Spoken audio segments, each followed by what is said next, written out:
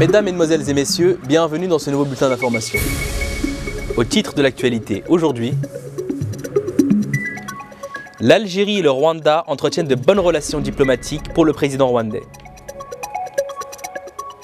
Réunion de la tripartite à la SAFEX, ciment et véhicules à l'ordre du jour. Égypte, 20 ans de prison requis pour l'ex-président Mohamed Morsi.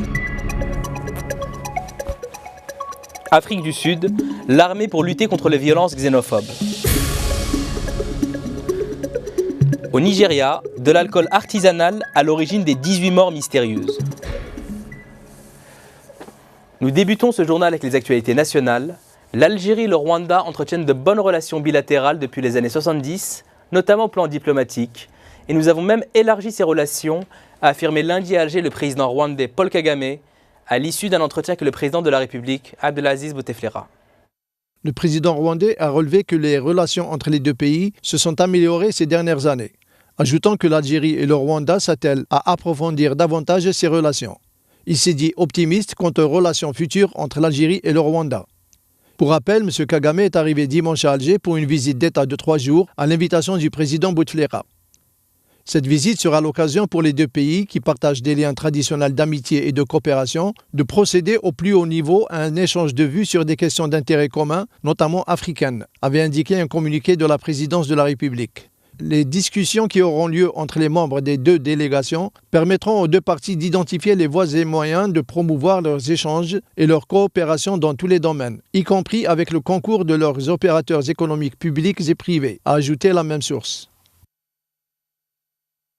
Toujours sur le plan diplomatique, le ministre des Affaires étrangères mexicain José Antonio Meade Curibreña effectue une visite en Algérie qui durera 3 jours sur invitation de son homologue algérien Ramtan Lamamra en vue d'approfondir les liens stratégiques avec l'Algérie. Le ministre mexicain sera reçu en audience par le président Bouteflika avant de s'entretenir avec le Premier ministre Abdelmalek Sellel et les ministres des Affaires étrangères, de l'industrie, de l'énergie et du commerce notamment. L'ambassadeur du Mexique en Algérie, Juan José González Mijares, a annoncé la prochaine visite du ministre des Affaires étrangères du Mexique en marge d'une rencontre avec le président du FCE, estimant qu'elle pourrait être une bonne occasion pour organiser avec la contribution du FCE une rencontre entre les communautés d'affaires de l'Algérie et du Mexique. Il a assuré en outre qu'il œuvre pour la conclusion d'alliances entre les investisseurs des deux pays, considérant que le modèle économique du Mexique pourrait inspirer la stratégie de l'Algérie pour diversifier son économie et mettre fin à la domination des hydrocarbures dans ses exportations. Le ministre du Travail, de l'Emploi et de la Sécurité sociale, Mohamed El Ghazi, a réaffirmé lundi au Koweït le souci de l'Algérie d'œuvrer à la promotion de l'action arabe commune à travers l'appui aux programmes et activités de l'Organisation arabe du travail, indique un communiqué du ministère. Intervenant à la deuxième session plénière des travaux de la 42e session de la Conférence arabe du travail à Koweït, M. El Ghazi a souligné l'attachement de l'Algérie à renforcer l'action arabe commune dans le cadre de l'OAT à travers l'appui aux programmes et activités de cette organisation régionale et présenter l'expérience algérienne en matière d'élaboration et de mise en œuvre de politiques publiques dans le domaine du travail, de l'emploi et de la sécurité sociale.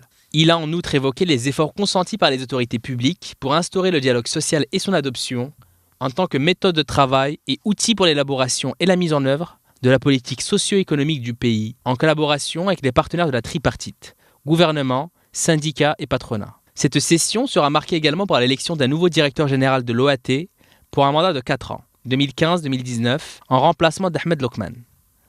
Un rapport sur les activités et réalisations de l'OAT en 2014 sera présenté en plus des questions liées à la gestion administrative et financière. Aussi, une série d'activités est prévue à l'occasion du 50e anniversaire de la création de l'OAT.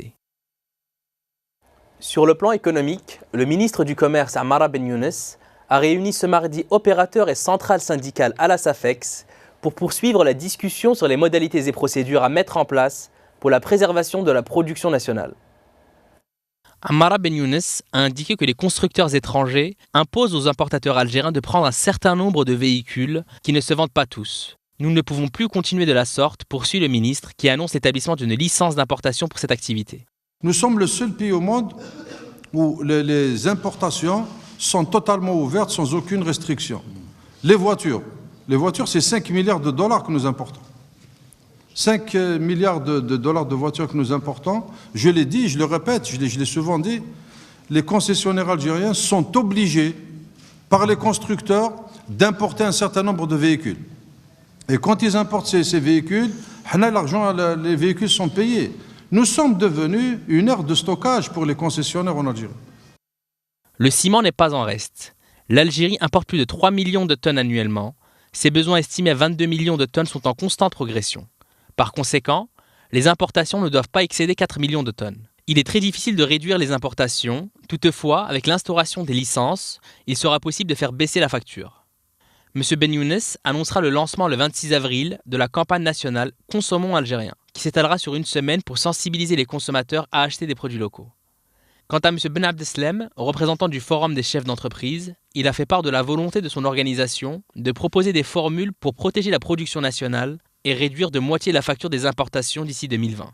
L'étude, qui sera achevée en juin prochain, mettra le produit national sous le label « Origine algérienne garantie ». L'Algérie a exprimé lundi, par la voix du porte-parole du ministère des Affaires étrangères, Abdelaziz Ben Ali Sherif, sa vive émotion suite au drame qui s'est produit dimanche en Méditerranée au large des côtes libyennes et qui a fait près de 800 victimes selon un dernier bilan de l'ONU. Cette nouvelle tragédie qui a immanquablement heurté toutes les consciences interpelle l'ensemble de la communauté internationale sur la nécessité et l'urgence d'arrêter une stratégie globale et équilibrée pour le traitement du phénomène de la migration et la gestion des flux migratoires dans le respect strict des droits de l'homme et de la dignité des migrants, a ajouté M. Abdelaziz Ben Ali Sherif. Le porte-parole du ministère des Affaires étrangères a souligné que l'Algérie, qui n'a de cesse plaidé en faveur de la promotion d'une coopération internationale sur la question de la migration et qui inscrit son action dans le cadre de la position africaine commune, appelle à intensifier la lutte contre les réseaux mafieux et criminels transnationaux qui ont fait de la traite des personnes un fonds de commerce florissant. Il a estimé par ailleurs que l'intégration du développement économique et social dans toute politique et dans toute stratégie régionale ou internationale liée à la problématique de la migration est indispensable, tant les initiatives occultant cette dimension ont montré leurs limites.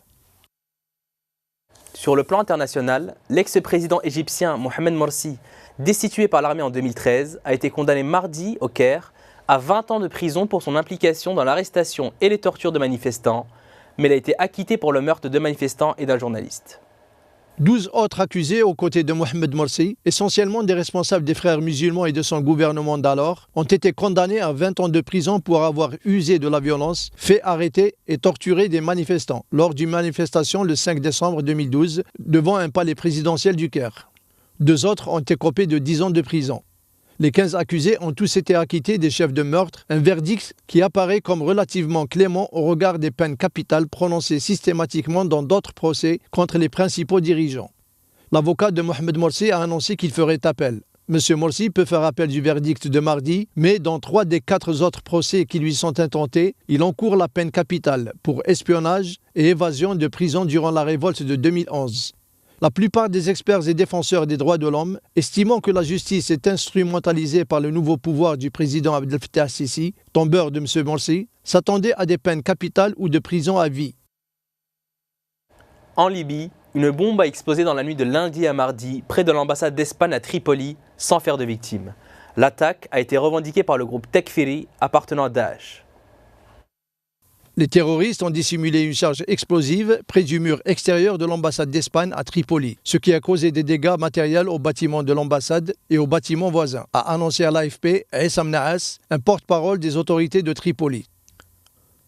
Les Daeshistes ont attaqué l'ambassade d'Espagne à Tripoli avec plusieurs charges explosives, a écrit Daesh sur son site Twitter.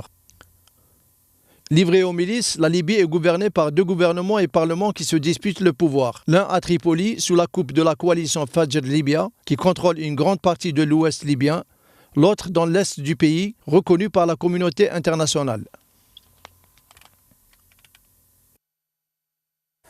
En Afrique du Sud, l'armée va être déployée pour maintenir l'ordre dans le township d'Alexandra à Johannesburg et assister la police dans la lutte contre les violences xénophobes, a annoncé mardi la ministre de la Défense, Nosiviwe Mapisa-Nkakula. L'armée est la dernière ligne de défense. Elle va être utilisée comme force de discussion entre la criminalité que nous observons, a-t-elle déclaré lors d'une visite dans le vieux township, où de nouveaux incidents ont eu lieu dans la nuit. Nous venons en dernier ressort, nous venons parce qu'il y a une crise, a insisté la ministre, notant que la décision n'avait pas été facile à prendre, vu les douloureux souvenirs laissés par l'armée dans les townships à l'époque de l'apartheid dans les années 80 et 90. Nous ne sommes pas ici pour reprendre le travail de la police. Nous rétablissons l'autorité de l'État dans la République d'Afrique du Sud, a encore relevé Mme Napisane Kakula, qui a refusé de préciser exactement où seraient déployées ses troupes. Il n'est pas trop tard pour rétablir l'ordre, selon la ministre, interpellée par un journaliste. C'est juste le bon moment. C'est justement parce que nous ne sommes pas un État militaire que les forces de l'ordre interviennent de façon graduée, a-t-elle relevé. Le Forum de la diaspora africaine, principale association d'immigrés africains dans le pays, avait demandé le déploiement de l'armée pour protéger les populations. Alors que le nombre de pertes humaines a explosé depuis 3 jours, l'Union européenne fait l'objet de toutes les critiques en raison de son impuissance à contenir des flux migratoires désormais totalement incontrôlés. Dans l'urgence, les ministres de l'Intérieur des 28 ont rejoint leurs collègues des Affaires étrangères lundi à Luxembourg pour préparer la tenue d'un sommet des chefs d'État et de gouvernement qui aura lieu ce jeudi. Un plan élaboré par la Commission et approuvé par les ministres y sera discuté. L'efficacité de ce plan dépend pour beaucoup de la fiabilité des renseignements transmis par les attachés d'immigration qui devront prendre leurs fonctions auprès des délégations de l'UE dans les pays d'origine et de transit des flux migratoires. Avec d'autres agences judiciaires européennes spécialisées, ces agents devront reconstituer les méthodes, les complicités et les responsables des filières de passeurs. La Commission européenne propose aussi un effort systématique pour saisir et détruire les navires utilisés par les passeurs, à l'image de ce qui a été fait pour lutter contre la piraterie dans le golfe d'Aden. Les agences européennes, chargées de la police criminelle Europol, de la coopération judiciaire, de l'asile et de la surveillance des frontières, la Frontex, doivent en outre se rencontrer régulièrement et échanger sur les méthodes des passeurs.